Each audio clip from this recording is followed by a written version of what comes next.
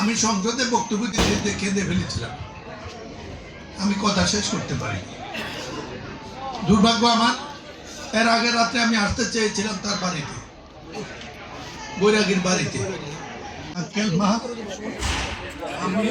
আমরা অপরাধ তোমার সঙ্গে বাবারে জানতাম না, আমি আমার দায়িত্ব পালন করেছি, আমার প্রধানমন্ত্রীকে বলেছি, আমরা বিচলিত, তোমার কাছে আমরা তোমার সাথে দুঃখ প্রকাশ করছি। আমি এখনই এখানে মন্দিরে আসছিলাম, আমাদের সাবেক মেয়র সাক্ষী আছে, এখন তুমি কবে আসবা বলো, তোমার স্বামীকে আর পাবে না, আমরা তোমার সাথে আছি।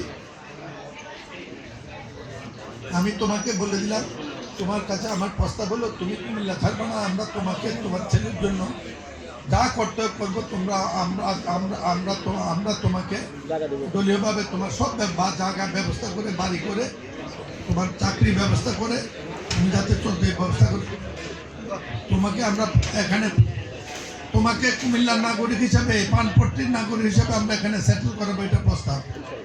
তুমি ইনশাল্লাহ আসবা কবে?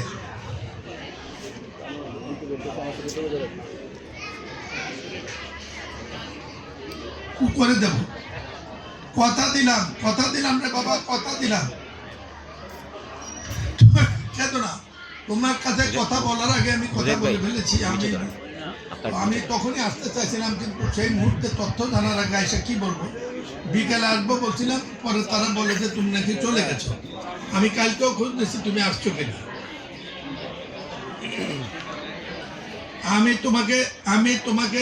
আমি তোমাকে মাননীয় প্রধানমন্ত্রীর সাথে দেখা করিয়ে দেবো, he will resolve your issue.